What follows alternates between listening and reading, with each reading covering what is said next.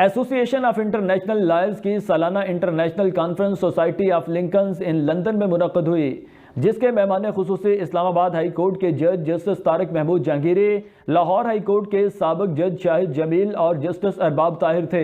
Conference سے خطاب کرتے ہوئے جسٹس طارق محمود جہانگیری کا کہنا تھا کہ جج حقائق کی بنیاد پر فیصلے کرتے ہیں، سپریم کورٹ اپنی خود مختاری کے لیے کھڑی ہے۔ جسٹس شاہد جمیل نے کہا کہ آئینی ترمیم کا جلد انصاف کی فراہمی سے تعلق نہیں، اس کا مقصد کچھ اور ہے۔ کانفرنس میں ایسوسی ایشن آف انٹرنیشنل لائر کے صدر Rana Zia Aslam Khan, general secretary Saeed Ahmed Hashmi, coordinator Nadeem Taas, barrister Rashid Aslam member central advisory board سمیت برطانیہ اور پاکستان سے آئے وکلاء ایسوسی ایشن کے ارکان کی کثیر تعداد نے شرکت کی۔ کانفرنس کا مزید احوال لندن سے صغیر بھٹی کی اس رپورٹ میں۔ ایسوسی ایشن آف انٹرنیشنل لائرز کی سالانہ international conference Society of Lincoln's Inn London میں منعقد ہوئی، جس کے مہمان خصوصی اسلام آباد ہائی کورٹ کے جج justice Tariq Mahmood Jahangiri, Lahore high court کے سابق جج شاہد جمیل اور جسٹس ارباب طاہر تھے۔ کانفرنس میں ایسوسی ایشن آف انٹرنیشنل لائرز کے صدر Rana Zia Aslam Khan, general secretary Saeed Ahmed Hashmi, coordinator Nadeem Taas, barrister Rashid Aslam member central advisory board, Chaudhry Ansar Mahmood member central advisory board سمیت برطانیہ اور پاکستان سے آئے وکلاء ایسوسی ایشن کے ارکان کی کثیر تعداد نے شرکت کی۔ کانفرنس میں خطاب کرتے ہوئے اسلام آباد ہائی کورٹ کے جج جسٹس طارق محمود جہانگیری نے کہا کہ جج حقائق کی بنیاد پر فیصلے کرتے ہیں، سپریم کورٹ اپنی خود مختاری کے لیے کھڑی ہے۔ انہوں نے مزید کہا کہ جلد انصاف کی فراہمی کے لیے جدید ٹیکنالوجی کا استعمال کیا جا رہا ہے، انصاف کی فراہمی میں کئی مسائل درپیش ہیں۔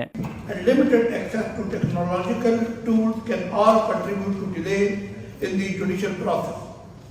Despite the challenges, the judiciary has made commendable strides in doing more with less. The Supreme Court and High Courts have embraced technology as a way to compensate for record limitations. Lahore high court کے سابق جج شاہد جمیل کا کہنا تھا کہ آئینی ترمیم کا جلد انصاف کی فراہمی سے تعلق نہیں، اس کا مقصد کچھ اور ہے۔ نئی آئینی ترمیم سے سپریم کورٹ کے اختیارات کم ہوں گے۔ انہوں نے کہا کہ آئینی ترمیم سے عدلیہ کی آزادی پر سمجھوتا ہوگا۔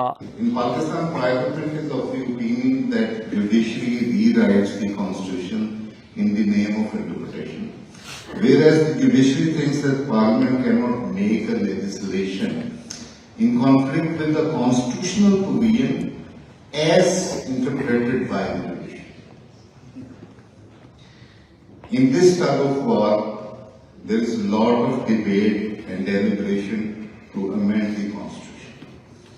Parliament is claiming itself as supreme, which can amend the constitution with 2/3 majority, even without debate in the legislative assemblies. Conference سے association of international lawyers کے member central advisory board barrister Rashid Aslam اور coordinator AIL Nadeem طاس نے خطاب کرتے ہوئے دنیا میں انسانی حقوق کی خلاف ورزیوں پر مؤثر آواز اٹھانے پر زور دیا۔ انہوں نے کانفرنس کے کامیاب انعقاد پر ایسوسی ایشن ارکان اور وکلاء برادری کا شکریہ ادا کیا۔